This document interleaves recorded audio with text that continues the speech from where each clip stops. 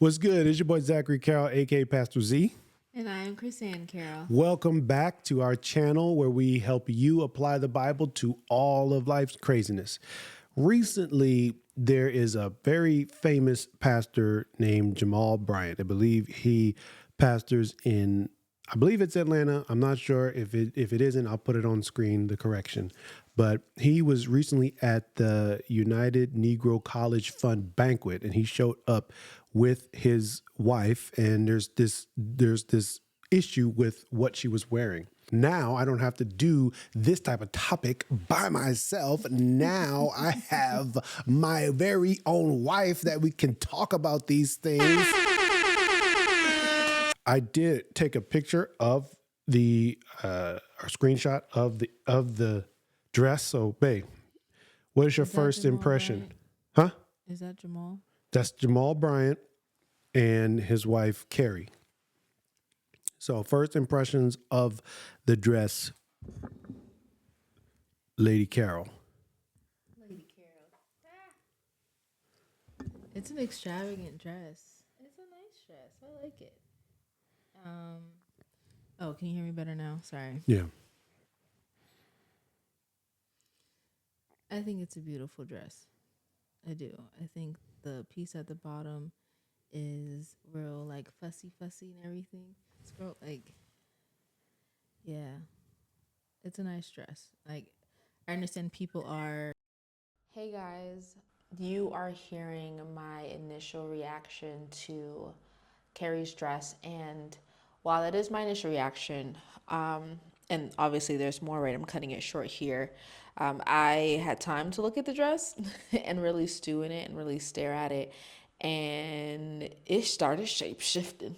I started to see stuff that I didn't see before and initially. And so looking at this dress, I do think it is a beautiful dress. It is nude material. It is not her skin. She's not bare underneath. However, if you take some time to look at this, and maybe it's just me, but I didn't see this initially when I looked at it. It is lace, right? And lace doesn't necessarily always mean to be risque or to be lingerie-like or to be, overly sexy or anything like that. However, if you look at this dress and you see the corset part where you see like the crisscross, I feel like that is like classic lingerie styling and designing.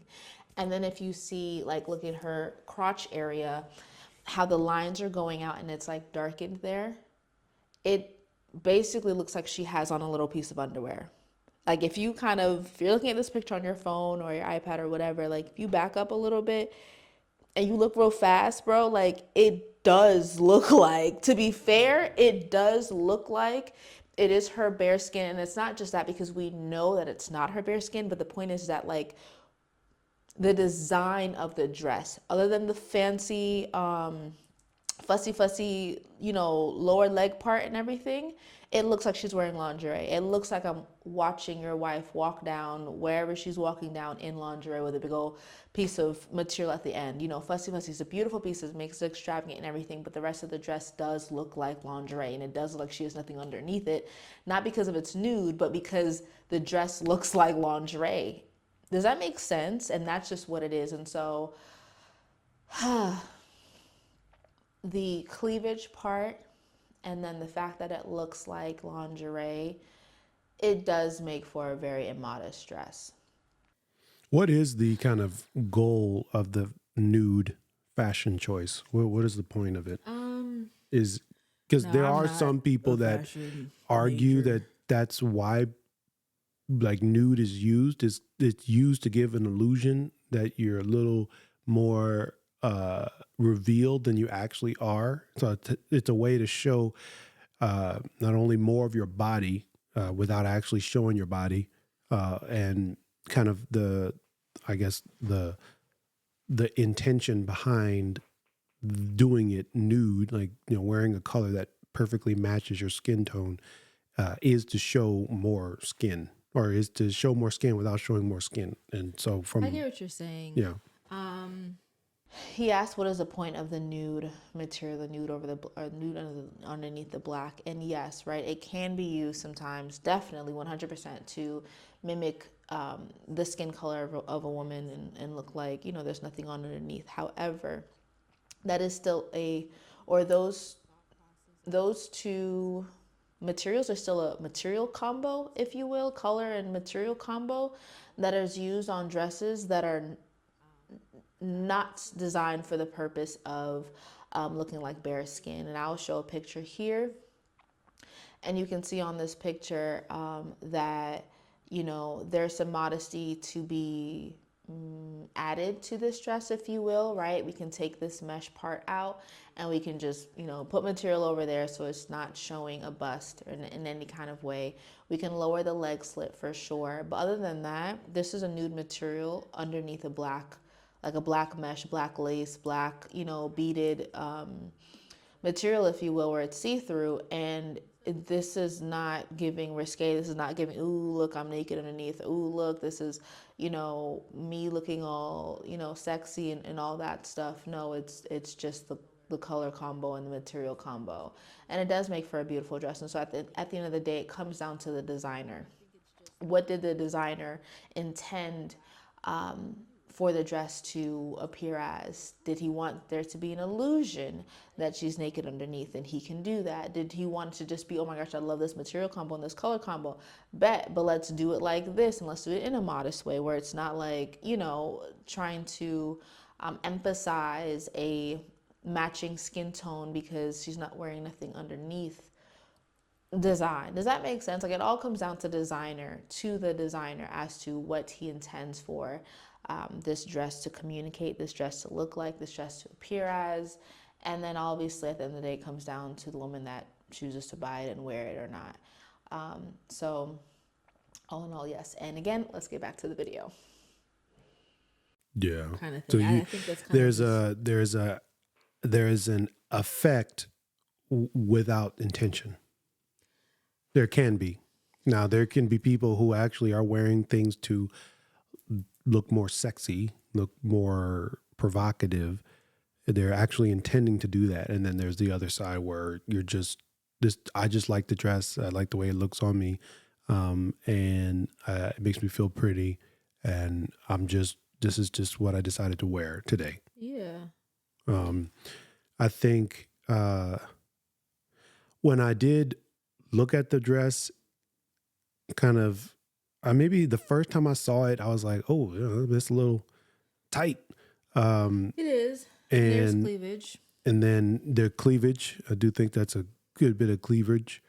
But I didn't I didn't have as big of an issue with it. And now she is a pastor's wife, and so Jamal Bryant is a very well-known, not for good reasons, well-known pastor. Oh. And I think that's what makes it worse is because it's Jamal Bryant and he's got so much scandal and he's got so much, he's one could say he is a black church themed entertainer rather than a pastor or preacher. That's unfortunate. Would you, knowing that he's a pastor, with a lot of eyes on him, and then this, I guess I think it is a rough topic, this modesty thing, especially when it's not at church, right? It's one thing. And then it is another thing when you're a pastor's wife, wherever you go, right? Not just at church, but then wherever you go. Because if one of your parishioners sees you out, and it's a date night between you and your husband, and she's just is it going to be the same argument? You know what I mean? Is it because it's a public event that it's this argument?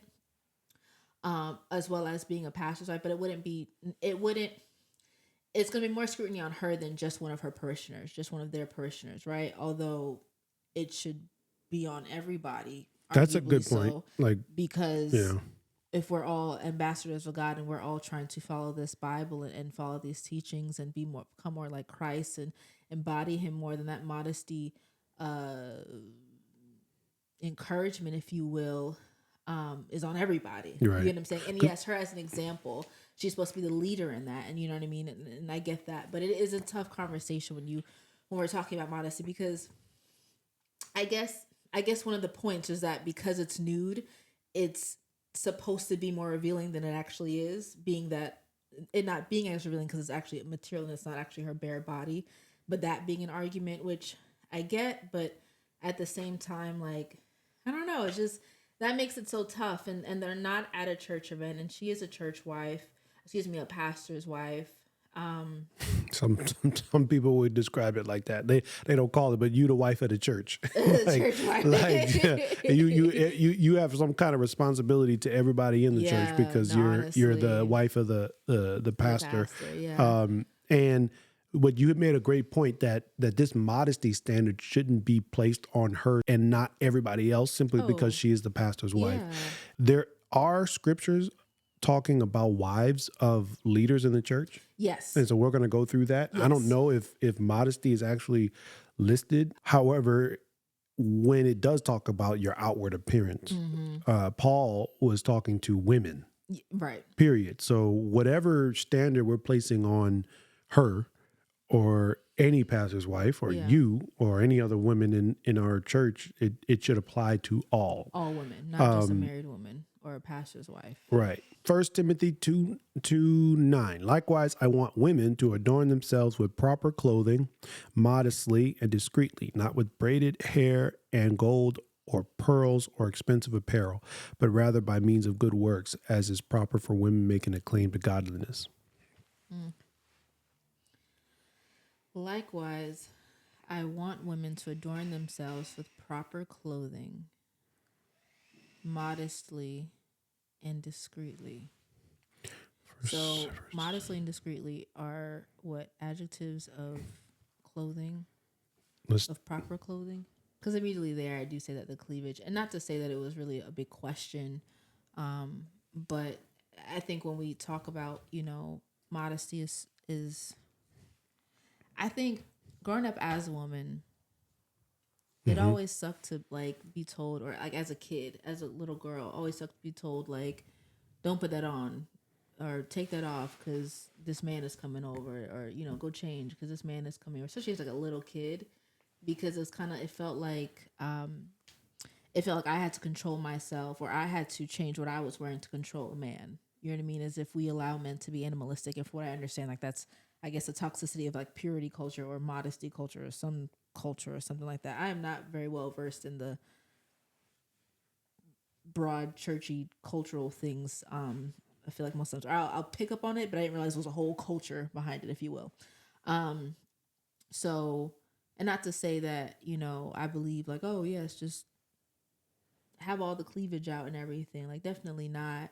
But I guess it is a little bit more frustrating when it feels like it comes from the angle of I have to do this in order to control them. And it feels like there's been no instruction to men as to how they conduct themselves, when or how to look upon a woman basically, or how not to look upon a woman, or when to and when not to. You know what I mean? Like, there's you have those friends that like say if it's a mixed group of guys and girls and everything, but the guys are respectful, or say like a girl is having a wardrobe malfunction and everything. Like I had a friend where he'll be like, hey, like you're having an issue, and hold up a jacket and turn away, and be respectful, not to just be like looking Yeah. at me or whatever. You get what I'm saying? Or My mom used to say, don't, if a woman has some kind, she's exposed in some way, ignore it and don't look and don't tell her about it. yeah. Now, I think the responsibility needs to be on both parties. Yeah. So a woman should be responsible for what she chooses to put on her body, and she should have older ladies, predominantly older, more mature ladies, to teach and show her how she should adorn herself in certain situations. And then men should also make a covenant with their eyes not to look lustfully upon someone else. Look lustfully upon a woman, as it says in Job. Jesus says, if you look upon a woman with lust in your heart, you've committed adultery. So it's definitely not a one-sided thing. It's both. When we have daughters, I want to tell them, like, you will be judged by how you look.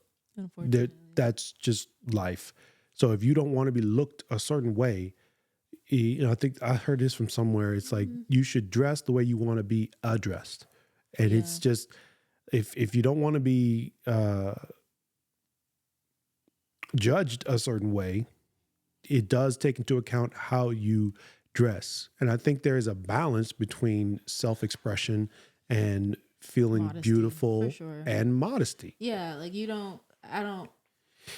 I mean, personally, my little girls ain't coming to me like, well, this is how I'm expressing myself. I want to have my belly button out. Put it away. Put it away. I don't care. Like, I agree with you. It's on both sides, right? I think I think just logically and practically, in a sense, there is a responsibility first on the woman's side, just because like she's the one that's dressing herself. Like she didn't ask some random man, hey, what should I wear today? And wear, you know what I'm saying? Like she dressed herself.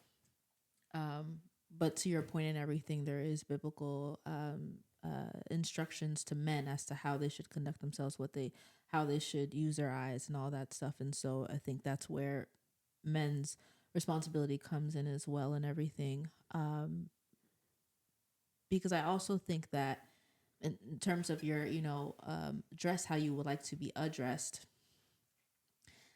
the thing is, I don't want to teach our girls that to where they learn that, okay, so if I dress as a stripper, then I'm going to be addressed as a stripper. And then, we can assume and imply that that's going to be disrespectfully. It's going to be in a disrespectful manner. I don't want them to learn that, okay, well, then the people that dress like this should be addressed disrespectfully. Like, no, they deserve respect as well. They deserve your kindness and your gentleness. Treat them as any other person. Right. Treat them if they were in a suit. But if they dress like a stripper and a guy goes up to them and says, how much? Like, I think I just want to teach them the value of modesty, right? The value of like, I wonder, and I know some people like to feel sexy in that way, but I guess like my question to that is like, why do I need to have this out to look like this? And why am I trying to look sexy? Am I trying to catch a man? Should that be my focus right now? Is that how I catch a man? Is that what I want to be doing? Right. Like, and I think it all comes back to, what is your beliefs? What are you going after? Are you running after God and all his righteousness, holding on to the promise that everything else will be added unto you? Or are we just living in culture and everything, right? Like, what is our goal? Because if we're just trying to catch attention, you'll catch attention. But is it going to be of substance? Is it going to be worth something? And so I think... What are you calling attention to? Yeah, and I think, so when you dress modestly, you can draw more attention to just that person inside of you. Yes, and your talents and your gifts, and you're not... Now, I will say, like, what about when... Because I remember growing up, and at my church, there was this one girl, we were the same age, but her body was shaped very differently than mine. Like, she was extremely curvy.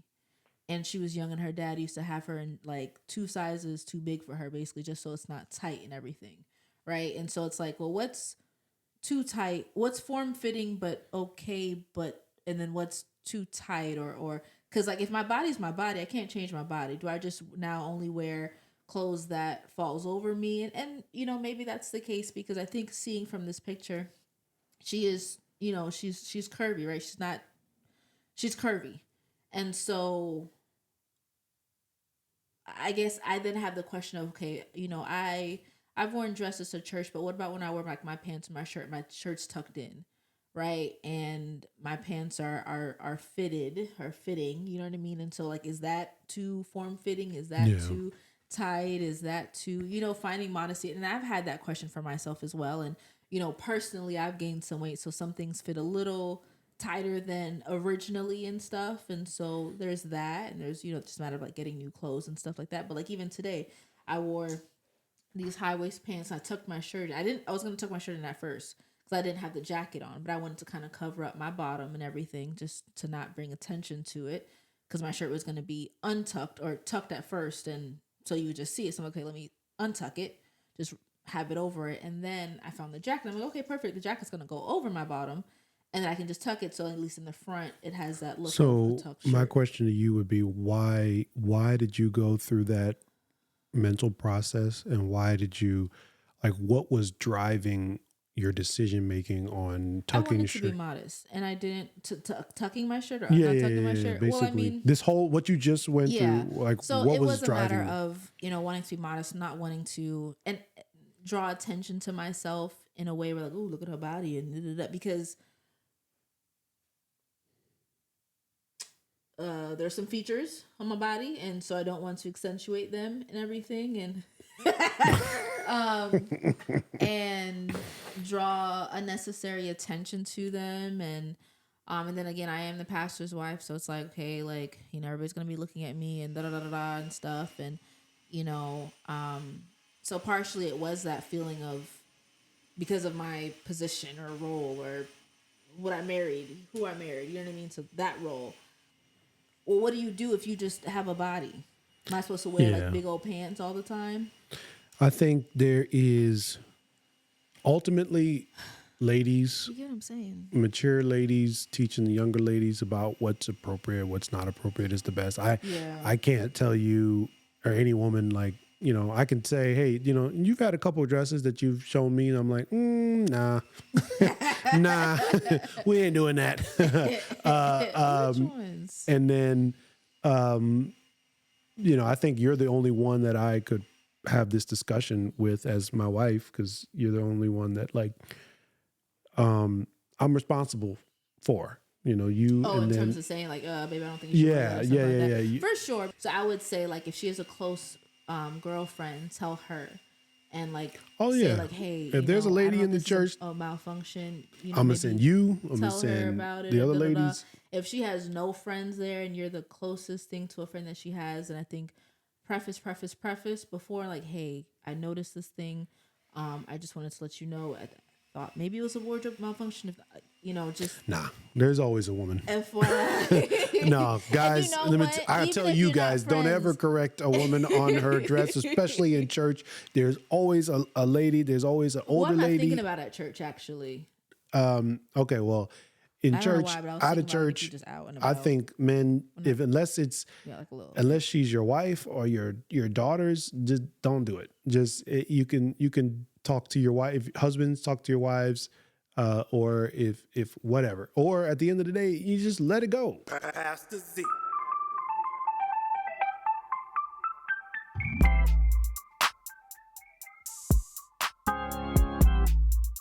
It's me, Pastor Z. It's me, Pastor Z.